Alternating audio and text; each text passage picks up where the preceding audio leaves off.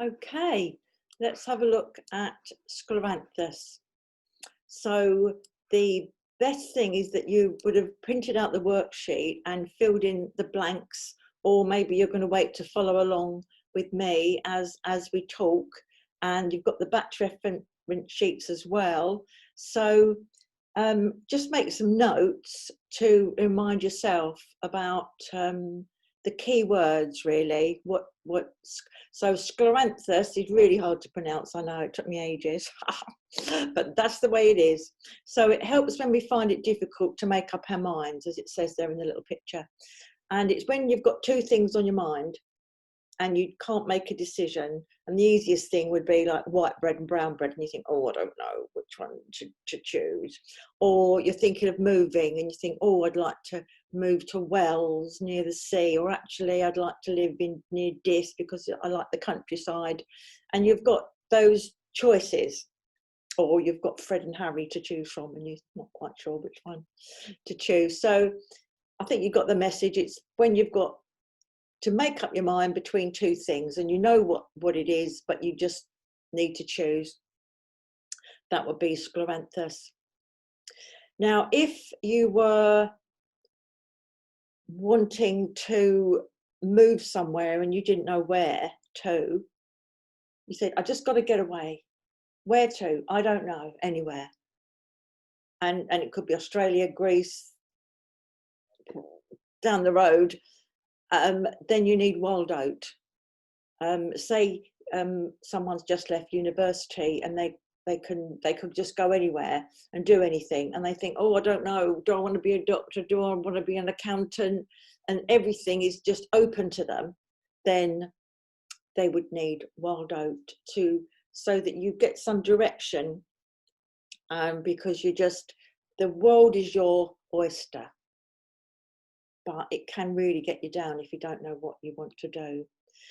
Now, Serato, that one begins with C. Serato is a little blue flower that comes from Italy. It's the only one that's not from British soil.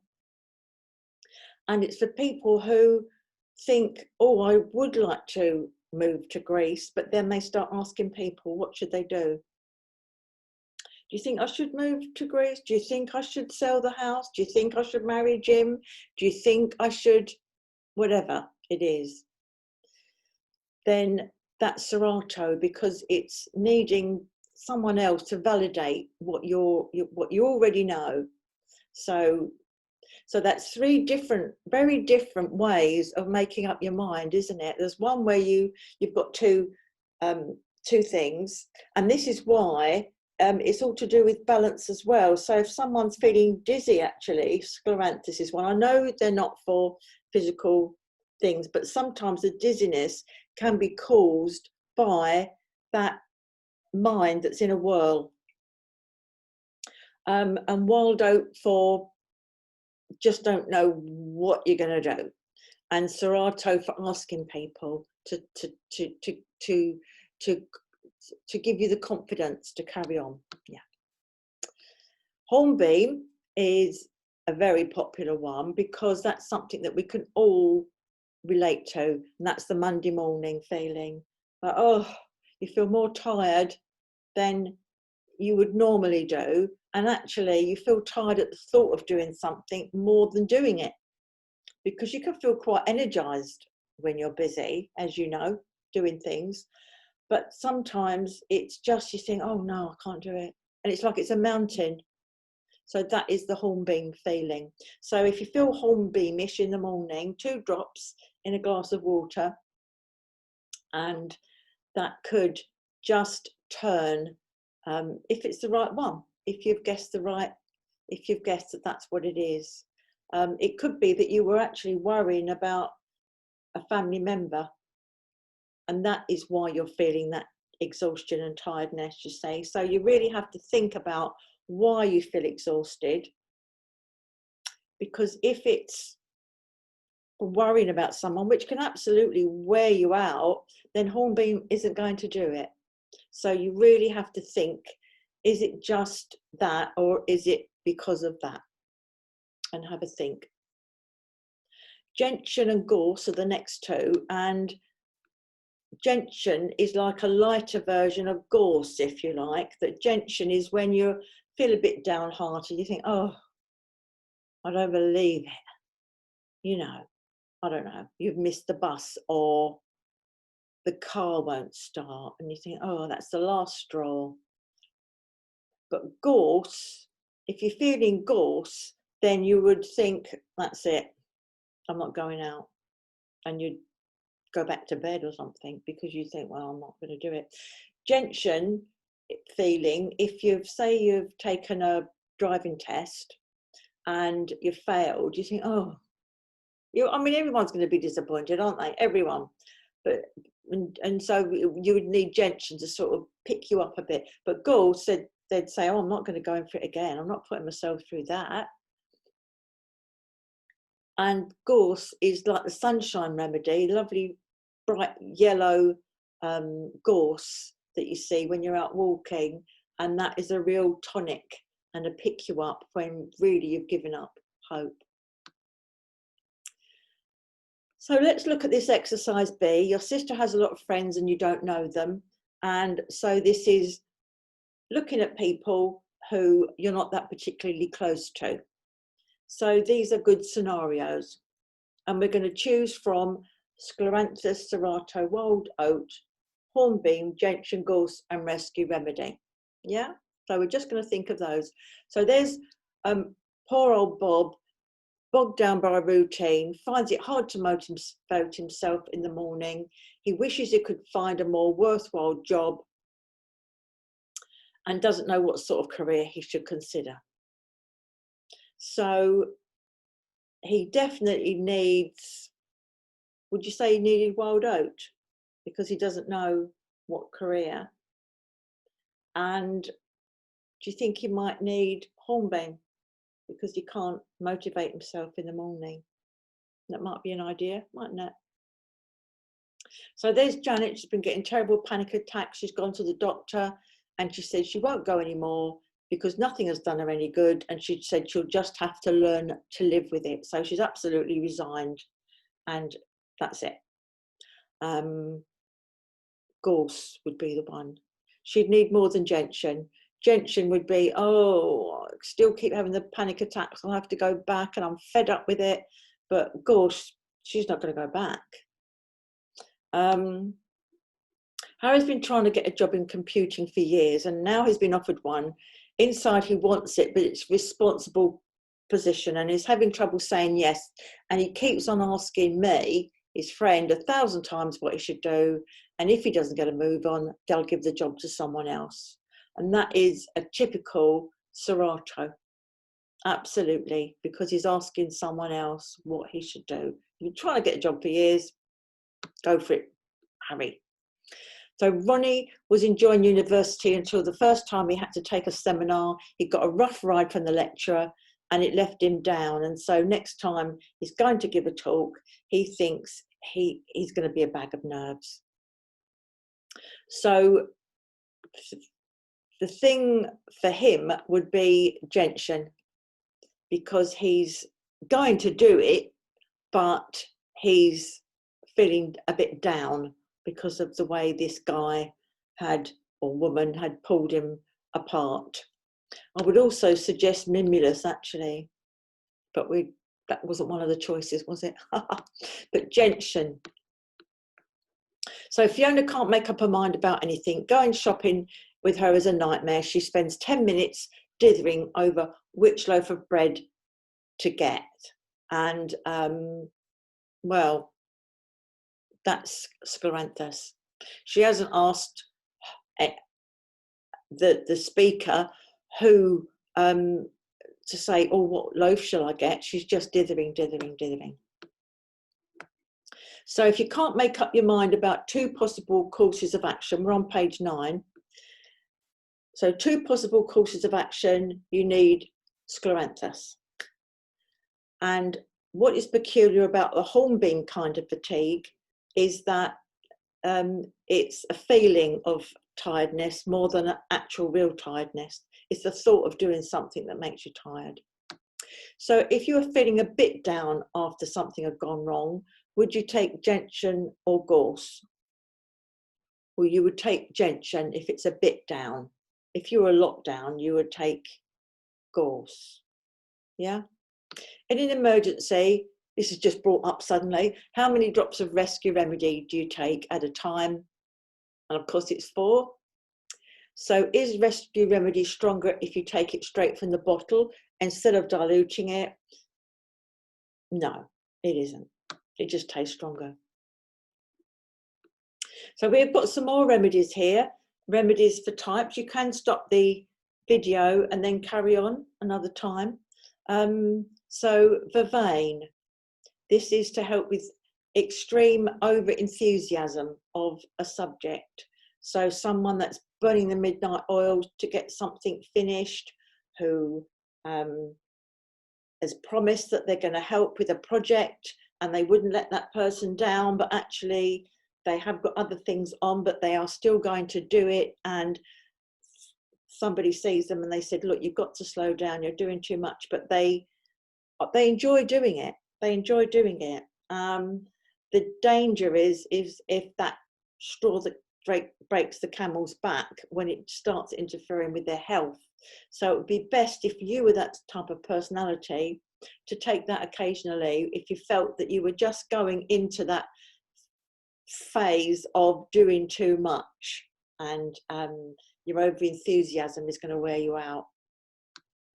Rock water is for someone who is very, very, very strict with themselves, and they often, because they're so strict, if they say they're going to get up 6 o'clock in the morning to go for a run, they will. And if it's pouring with rain, they'll just put a coat on and wellies and they'll go out. That's sort of an exaggeration, but they don't want to let themselves down, because they have an ideal that they need to keep to and that they want to keep to. One of the women that I trained with, she was a horsewoman, and she found that she was a rock water personality, although she didn't feel that she was hard on herself, and she wasn't one for self-denial.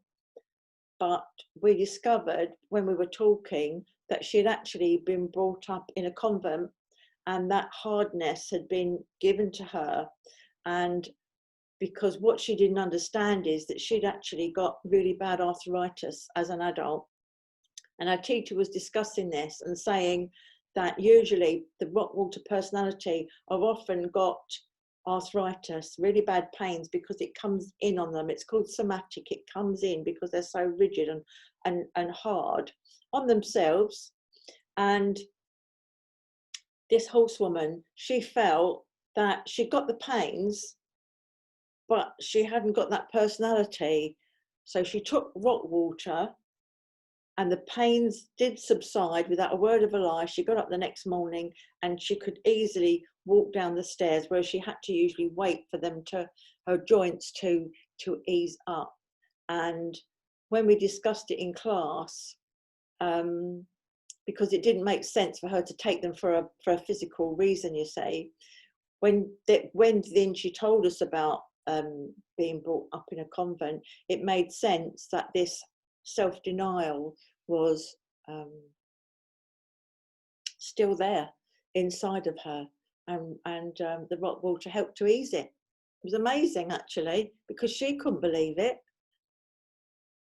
Now, beach is for people who are critical of other people, and it's very difficult for them to see the good in some other people. And so instead of looking for the good, they will complain about other people.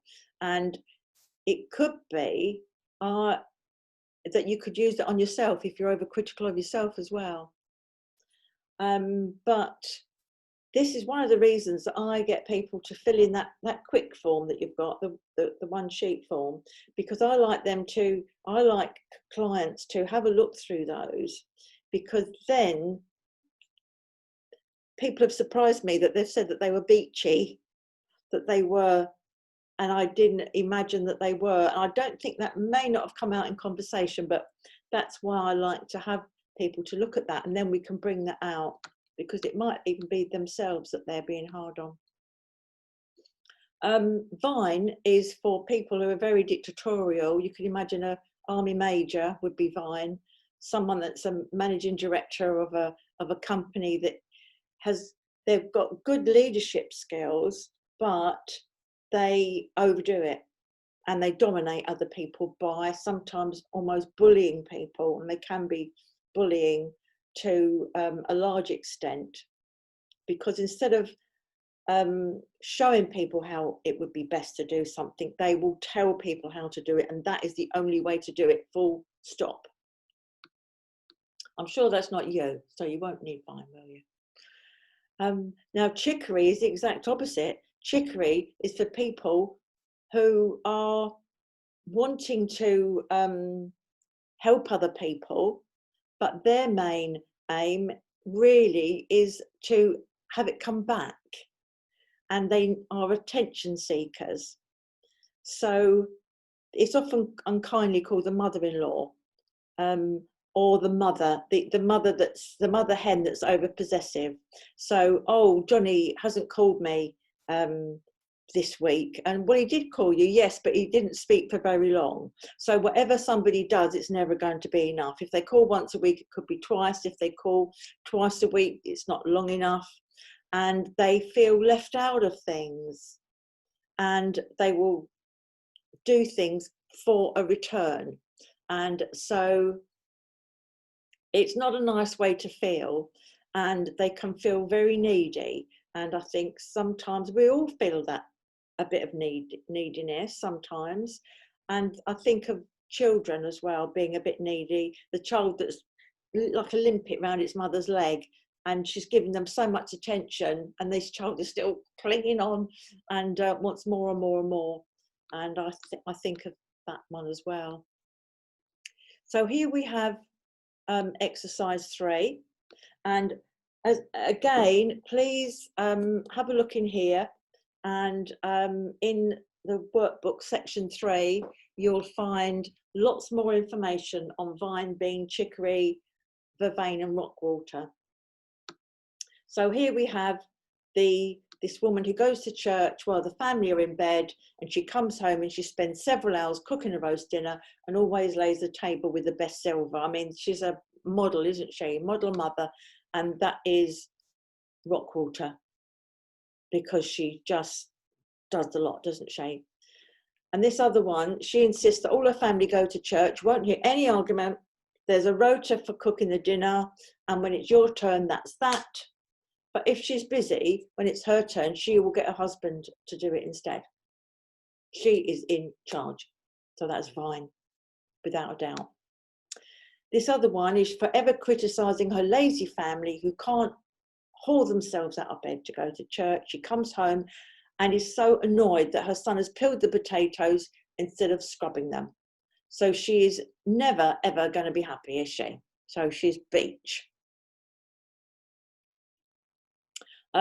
This one, she tries to persuade them to go to church with her on the Sundays, and she says it's for their own good. Sunday dinner time is usually spent arguing about politics, and sometimes the family has to make do with a sandwich if she's got meeting to go to in the afternoon.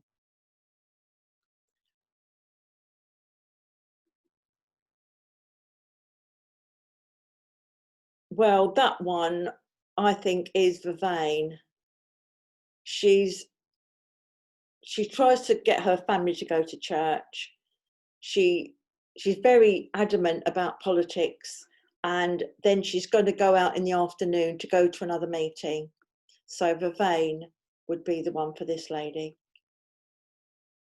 And this other one, she tries to persuade her family, and says it's on one of the few chances they have to go out together. She always cooks a family roast, and she gets upset if her eldest son can't come home to help eat it, which he can't very often because he's married with children of his own. So that is the classic chicory. And of course, that's a hyperbole, isn't it? It's over the top, but it's just showing how it just helps to explain it.